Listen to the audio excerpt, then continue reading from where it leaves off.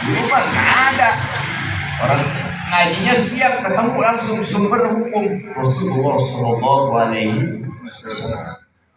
Dulu mah, dulu mah kagak ada HP.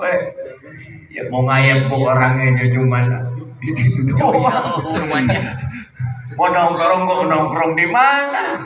Kagak ada kafe. Kagak ada kafe. Emang karang. Ya, masya Allah kalau kita lihat remaja-remaja kita ya. Kalau kita lihat Pak, itu terawih ya, buka puasa di kafe. Habis buka puasa di kafe, terus isya masih di kafe. Terus jam 12 mau pulang. Saya mikir maghribnya di mana, isyanya di mana, terawihnya di mana. Puasa, sholat kagak. Aneh bang ya. Hadirin yang berbahagia, dimuliakan Allah Subhanahu wa Ta'ala. Kita lihat pada saat itu pelaksanaan puasanya ya pernah diriwayatkan, dijelaskan oleh Imam Ibnu Katsir, ada seorang sahabat. Itu seorang sahabat ya buruh kurma, petani kurma. Itu entahkan pulang ya, musim maghrib kata kita, berharap istrinya ini udah nyiapin buka puasa. Sampai di rumah kagak ada pisan makanan. Akhirnya ya udah bang, saya belanja dulu ke pasar Agung. Pasar Agung Pak, Arab pasar Agung. Ya udah saudara.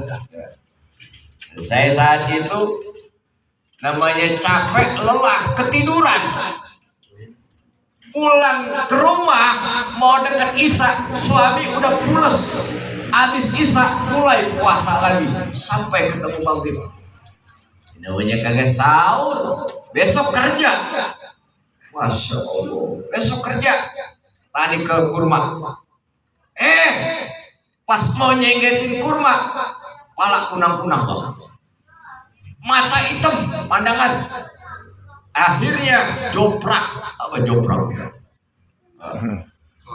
Pingsan. Ya, bukan jantungan, kelaparan. Ya. Satu kasusnya. Yang kedua, Sayyidina Umar Ibnu Khattab radhiyallahu anhu malam mendusin. Tiba-tiba bininya lagi tidur. Tentunya timbul syahwat memuncak. Padahal udah puasa malam Pak. Memuncak.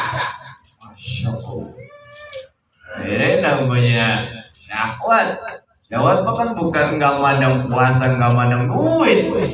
Antem terus. Kerjain. Besok matur kepada Rasulullah SAW. Ya Rasulullah, malam syahwat saya stadium 10. Yang 4 aja kelompok stadium 10 Pak. Saya udah gak tahan ya Rasul. Udah. Ya kan Arab dulu sama Arab sekarang beda Pak. Arab zaman dulu perempuannya belum ada celana dalam. Orang sekarang pasti buka ininya lah. Hadirin yang berbahagia, gimana ya Rasul? Banyak keluhan dari para sahabat, intinya nggak kuat terhadap puasa. Maka turunlah perintah, fakulu washrobu hatta yatabayyana lakumul khaytul abyadu minal fajr. Makan minumlah sehingga benar-benar jelas perbedaan antara apa? Yakni antara benang hitam dengan benang putih. Apa maksudnya? Subuh benang hitam malam, benang putih fajar subuh. Mulai saat itulah bahwa dari maghrib sampai subuh itu kita boleh untuk tidak puasa, boleh untuk makan, boleh untuk minum. Uhilla lakum lailatas syiyami rafathu, dihalalkan bagi kalian malam puasanya itu malam di mana besok hari puasa untuk melakukan hubungan suami istri. Alhamdulillah. Coba bayangin kalau dari isya sampai maghrib sampai sekarang ditetapkan. sebulan penuh nggak ketemu bini, ngepul. Ya, betul apa tidak? Betul. Bayangin Pak. Saya kira deh kayaknya kalau sampai itu kagak ada yang puasa saya. Yang gini kagak Kuat, mesti cari nafkah, betul apa tidak? Betul. Nah, hadirin yang berbahagia, puasa kita dengan puasa umat-umat terdahulu yang merupakan rahmat Allah Subhanahu wa taala, kasih sayang Allah. Ayat tadi menunjukkan kasih sayang Allah. Fakulu washrabu hatta yatabayyana lakumul khaytul abyadu minal khaytil aswadi minal fajri. Itu karena kemurahan Allah. Andaikan ayat itu tidak diturunkan, puasa dari Isya ke Maghrib sampai Maghrib sampai Isya cuma buka doang, kayak apa kita melaksanakan sekarang ini Bang? La haula wala quwwata illa billah. Makanya yuridullahu bikumul yusra wa la yuridu bikumul usra. Allah ingin kalian ini mendapatkan kemudahan. Bayangkan kemudahan yang Allah berikan kepada kita umat Nabi Muhammad sallallahu alaihi wasallam. Di antaranya, Pak, bayangkan puasanya Nabi Daud dan umatnya 1 tahun penuh, caranya doang yang berbeda. Sehari puasa, sehari tidak. Sehari puasa, sehari tidak. Sehari puasa, sehari tidak. Sehari puasa, sehari tidak. Bayangkan, nggak pernah berhenti setahun penuh. Kita ayam makdudat 1 bulan 29 hari atau 30. Nabi Daud dan umatnya setahun penuh.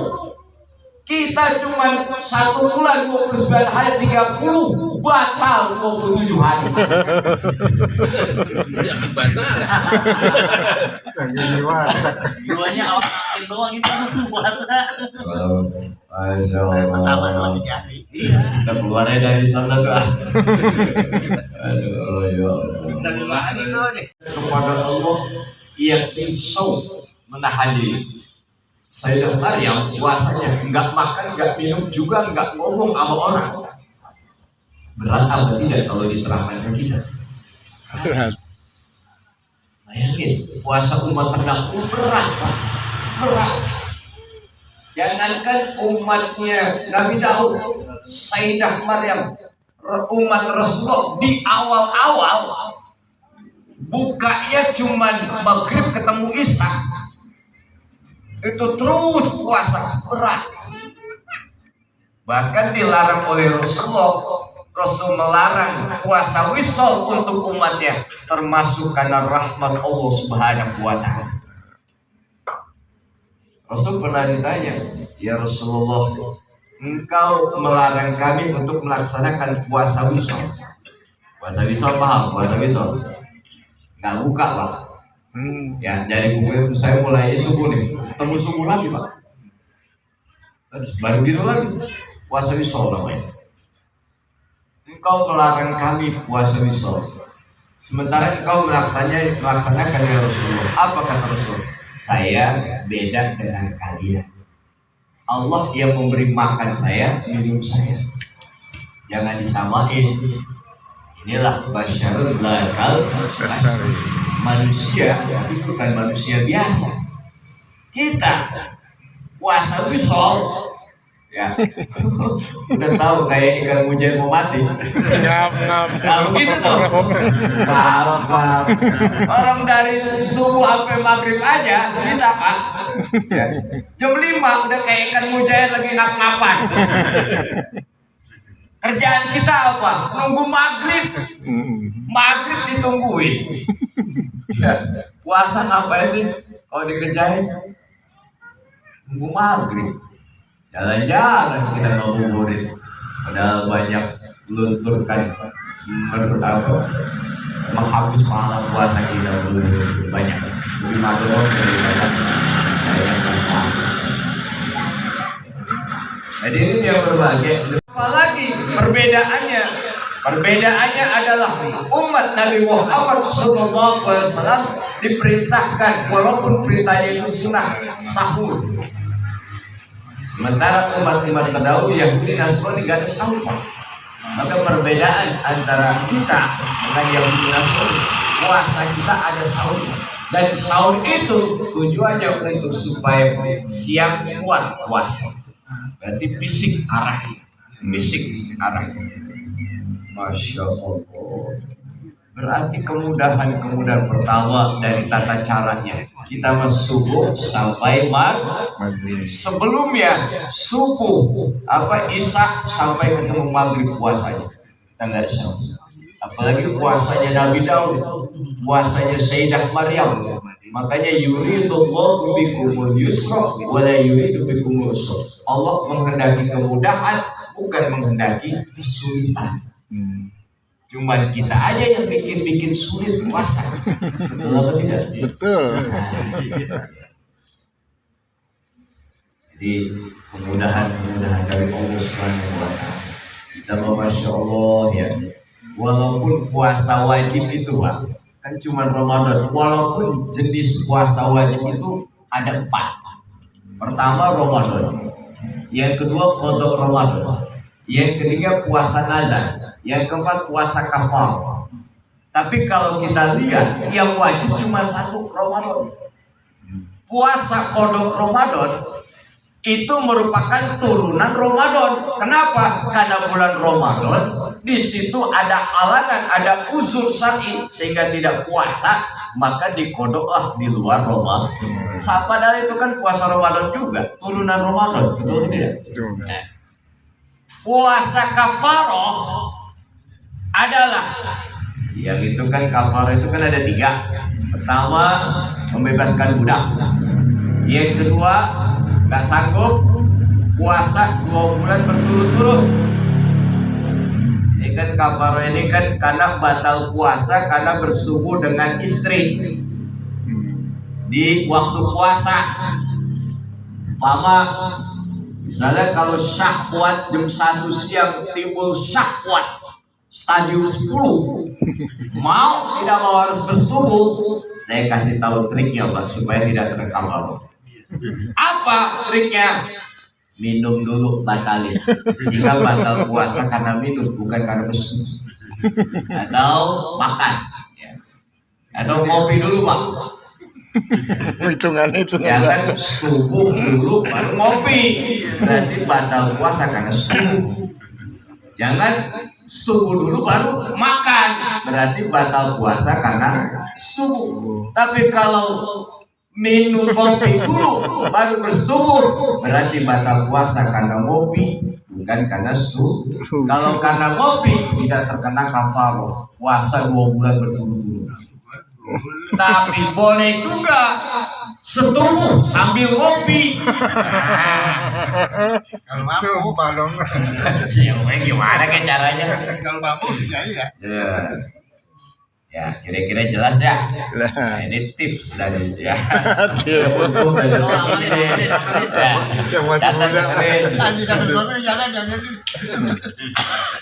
hadirin yang berbahagia dan ya itu 2 bulan berturut-turut. Jangankan 2 bulan berturut-turut, 1 bulan aja jempol 25 hari. Ya, nggak mampu memberikan makan kepada 60 orang fakir miskin. Ya, nah itu kafarohnya. Tapi kafaroh ini ya karena bukan berlaku semua orang. Hanya orang yang melanggar merusak puasa karena subuh. Tapi tetap itu makan konsekuensi. Namanya kalau kata kita mah sanksi lah, ya, denda lah ya. Nah, nazar asalnya sunnah. Cuman karena ada ikatan janji kepada Allah, maka jadi wajib. Tapi Ramadan bagaimanapun asalnya wajib, maka puasa yang wajib cuma Ramadan. Dan rahmat Allah di dalam Ramadan, di bulan Ramadan banyak rukhsah, keringanan. Contoh, bagi orang yang sudah tua renta, fisik tidak mampu melaksanakan puasa, cukup fidyah aja. Kalau fisik udah nggak sanggup puasa Pak, cukup fidyah aja. Luar biasa. Rukhsah namanya. Ini rahmat Allah buat kita sekalian. Saya pekerja berat Pak, nggak sanggup. Boleh batal puasa, tidak puasa, cuman dikodok nantinya. Ibu hamil khawatir kalau puasanya itu akan mengganggu anak dan kesehatan tubuhnya. Ya udah, dan kalau udah hamil kodok dan bayar fidyah. Cuma kalau khawatir terhadap kesehatan sendiri, ya udah nanti kodok aja kalau udah bisa. Rukhsah lagi bagi orang sakit, boleh tidak puasa karena sakit. Cuman sakit itu lihat dulu. Pertama, kalau sakitnya yang ringan, puyeng. Kalau sakit puyeng itu sebenarnya kalau saya lihat ada penyakit puyeng beneran, ada puyeng karena emang gak punya duit. Nah ini nih, saya kasih tahu nih, kalau puyeng karena gak punya duit itu puyeng gak masuk kategori sakit. Saya ulangi sekali lagi nih, biasanya kita kalau ada puyeng nih, udah mendekati lebaran. Ya, Puasa puyeng kenapa tuh? padahal kudu nganter, puyeng tuh, puyeng. Anak minta baju baru, puyeng. Ya, belum pulang kampung, puyeng. Oh, ya.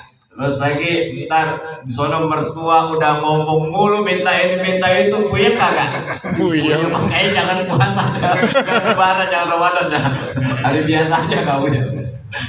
Ya, alhamdulillah. Jadi rukhsah ringan ya. Kalau puyeng-puyeng dikit tetap puasa.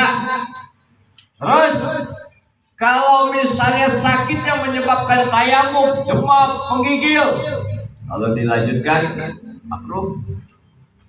Baik, bagaimana? Udah batal. Kalau dilanjutkan puasa sampai parah, bahkan meninggal dunia atau kehilangan organ tubuh, maka wajib batal, haram puasa. Ini rukhsah dari Allah Subhanahu wa Ta'ala. Ini kadang-kadang mah orang sehat kagak ngapa-ngapain rukhsah. Balik ngamain rukhsah nih. Rusak. Ya. Nih kita ini Pak, rupanya zona puasa berbeda. Kalau proklamasi kemarin ini biasa 10 terakhir Ramadan masih puasa. Tapi kalau pasar agung 10 terakhir Ramadan udah lebaran duluan. Pagi-pagi soalnya sampai nyulam tupat, rokok, kopi, mantap. Kita lihat ya, padahal belum lebaran. Jadi ini yang berbahagia dimuliakan Allah Subhanahu wa Ta'ala. Jadi itu rahmat Allah, ingin kemudahan bukan kesukaan.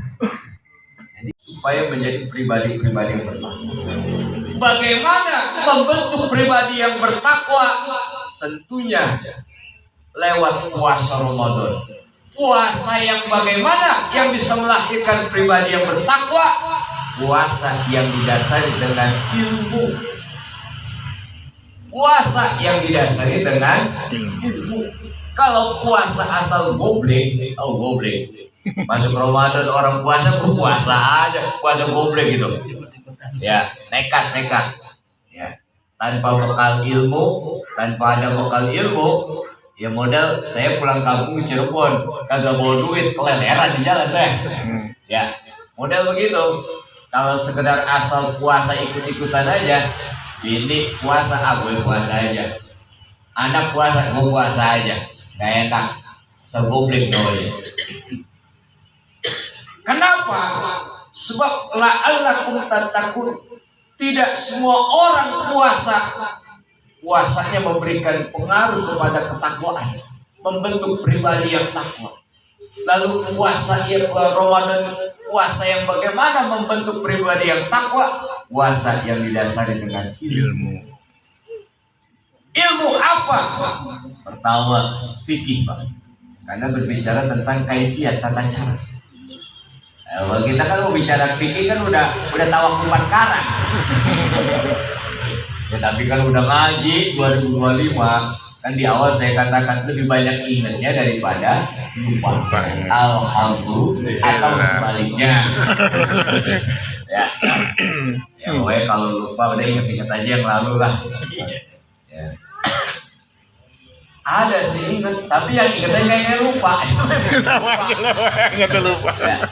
Nah, hadirin yang berbahagia dimuliakan Allah Subhanahu wa taala. Kita lihat fikih mengatakan puasa adalah al-imsak, menahan diri dari subuh sampai ketemu maghrib, tidak makan, tidak minum, tidak melakukan hal-hal yang membatalkan puasa.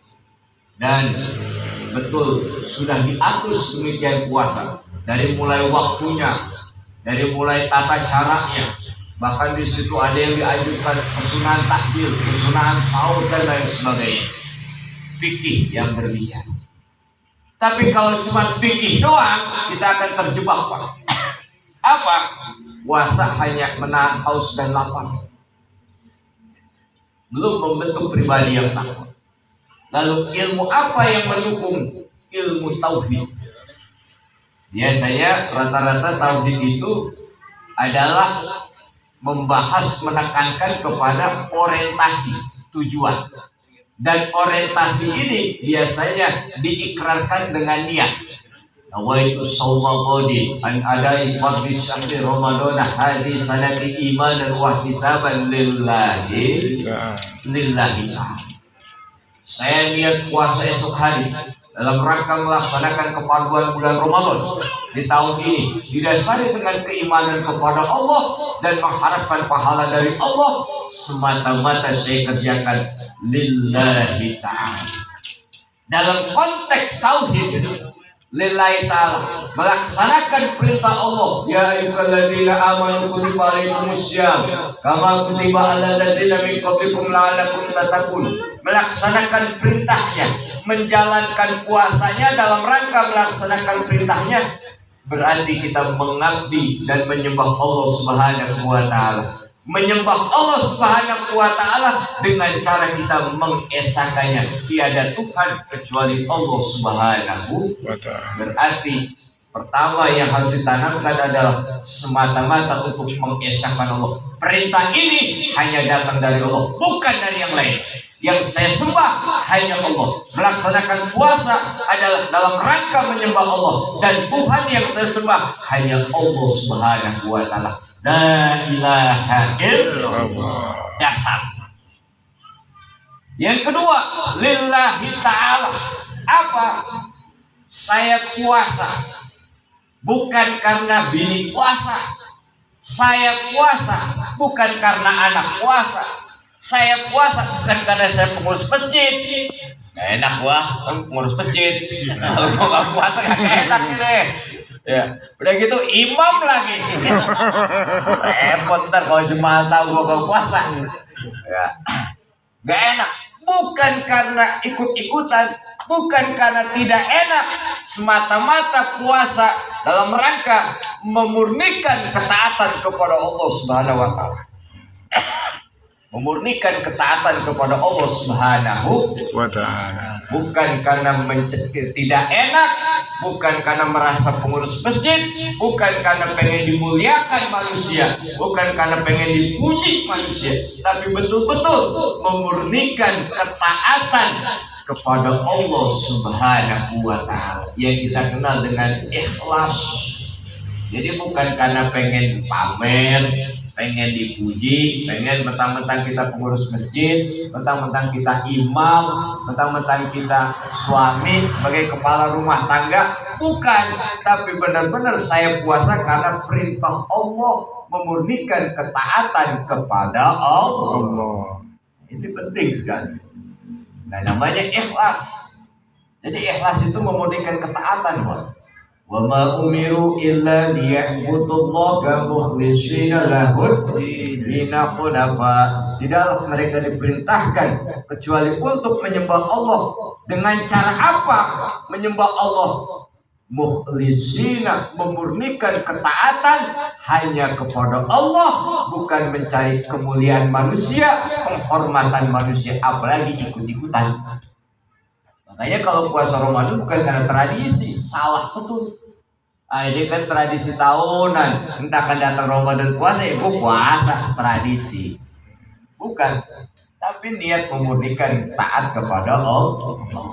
Dan seringkali kita salah kaprah.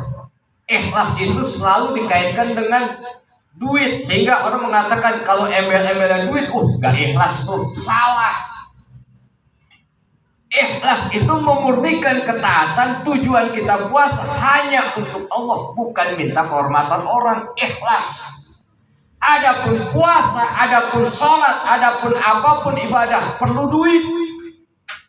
Contoh, puasa besok. Saya mau tanya, itu buka puasa makan kita, makan lontong, dapetin lontong di tukang lontong. Caranya bagaimana? Ya belinya bagaimana? Duit. Bayar. Kalau tidak, perlu duit nggak? Perlu. Nah, sahur, masak nasinya diperoleh dari warungnya, ya kudu pakai duit. Berarti kan perlu duit. Oh, ikhlas. Haji Pak, udah DP 25 juta. Coba, udah datang ke Pak Kemenak, udah saya bayar pakai ikhlas aja. Insya Allah nggak pernah diberangkatin. Jonet. Coba aja. Bayar pakai ikhlas. Iya, bisa bayar pakai ikhlas. Enggak. Kalau kita lihat ibadah itu luar biasa. Namanya sarana. Duit itu memang bukan segala-galanya. Duit itu tapi duit untuk mendukung ibadah. Salat. Syarat sahnya salat suci. Badan kita suci, pakaian kita suci, tempat kita suci. Syarat sahnya salat menutup aurat. Pertanyaannya adalah kita menutup aurat. Kalau kita orang laki pakai koko, mendapatkan koko kudu beli. Belinya pakai apa? Ikhlas apa duit? Duit. Coba ke toko. Bang, beli koko. Ya. Berapa harganya? 100.000. Udah saya bayar pakai ikhlas. Insya Allah Pak. Habis dagangannya. Ya, kata orang gila. Sarungan untuk menutup aurat. Mau kena untuk menutup aurat. Dapat sarung, dapat mukena kita di pasar, boleh belinya pakai duit, bukan pakai ikhlas. Berarti kan sholat aja ngajarin kudu punya duit, betul ya? Apalagi haji umroh, udah jelas-jelas. Ya, coba aja teman kita ke Ustaz Abu Wahid, ya aja Abu Wahid. Abu ya, saya mau umroh ya pakai ikhlas. Lah insya Allah Pak. Travel mana tuh itu? Insya Allah Pak. Iya insya Allah kagak bakal didaftarin. Ya. Nah, hadirin yang berbahagia harus sudah paham bersama. Jadi lillahi ta'ala dalam puasa memurnikan ketaatan hanya kepada Allah. Ini diajarkan bahwa kullu amalin di Adam lahu illa syiyam illa fa inna kulli anazim. Setiap amalan anak Adam untuk aku bagi anak Adam kecuali puasa. Puasa itu untuk aku. Kenapa? Karena dia tidak makan, tidak minum, menahan makan, menahan minum karena aku. Bayangkan kita haus karena semata-mata perintah Allah Subhanahu wa ta'ala. Nah disitulah kita diajarkan, makanya puasa ini termasuk ibadah sirriyah, mengajarkan keikhlasan. Di mana bentuknya? Dari lihat puasa itu ibadah sirriyah. Sirriyah itu pertama, puasa merupakan ibadah yang tidak ada bentuknya. Beda dengan ibadah yang lain, kita sholat kelihatan bentuknya. Allahu Akbar. Kelihatan takbirnya, kelihatan ya? Kelihatan. Ruku, Allahu Akbar. Kelihatan nggak rukunya? Kelihatan. Sujud, Allahu Akbar. Kelihatan nggak sujudnya? Kelihatan. Nah, lihat lagi. Sedekah, kelihatan duitnya. Nah, lihat lagi. Misalnya ibadah-ibadah yang lain. Udah haji umroh. Yang haji cuma suami istri 2 orang. Yang antar 4 mobil. Bayangin. Kadang mah nggak keribet kayak dulu. Dulu mah kan nganter kayak embarkasi tuh. Embarkasi ada di Bekasi Pak Haji ya. Dulu tuh. Masya Allah, dia di dalam udah di gerbang, kan udah di gerbang ya. Kita dari jauh dada-dada, udah jauh dah, dada-dada. Gitu. Iya. Tapi luar biasa, haji kita yang paling luar biasa, haji orang tua kita dulu. 6 bulan, Pak. Bawa berangkat Januari nih, ya. Itu Juni baru nyampe, terbaik lagi. Kita udah lupa. Januari. Udah lupa. Ya, awal Januari berangkat. Iya. Jangankan Juni ya, Januari, Februari, Maret itu kalau lupa udah orang tua kita berakhir. Dan Allah Subhanahu wa taala. Lillahi ta'ala, memurnikan ketaatan hanya kepada Allah. Jadi puasa mana bentuknya? Nah itu kan orang puasa ciri-cirinya bibirnya itu kan pecah-pecah. Orang sariawan pecah-pecah kalau puasa. Itu kan kalau orang puasa kalau jam 1 siang itu jalannya itu kan kayak ikan cupang miring. Doyong. Lah orang lagi meriah kok pas kayak ikan cupang. Kagak puasa. Jadi nggak ada gambar puasa. Makanya rukun puasa Pak ada 4 itu. Karena nggak ada bentuknya puasa, jadi orangnya dimasukin jadi rukun. Nggak ada bentuknya. Nah disinilah bahwa syariah ini mengajarkan bahwa ketaatan hanya untuk Allah Subhanahu wa ta'ala. Jadi puasa ini adalah amalan yang paling cepat untuk kita bisa ikhlas. Ya. Nah, kemudian yang kedua, kita lihat lagi contoh. Istri kita nggak tahu kita nggak puasa, anak kita nggak tahu kita nggak puasa. Umpama sahur lupa 12, ya jam 1 perut sakit luar biasa.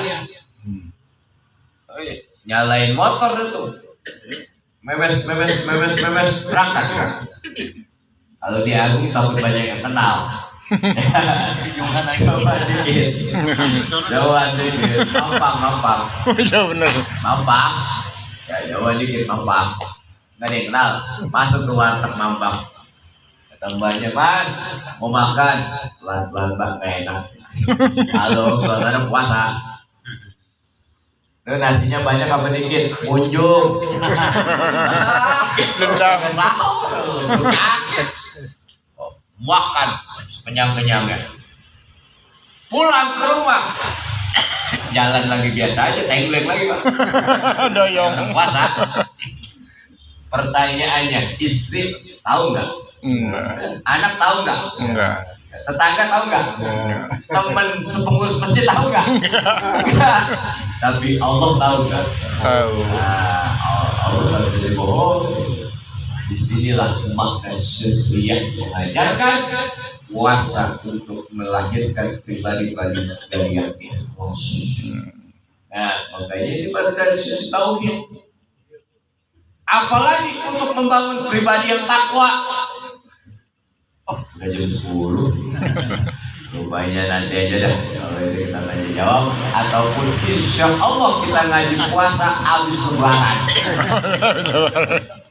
Ya udah, mudah-mudahan diberikan sehat walafiat. Amin.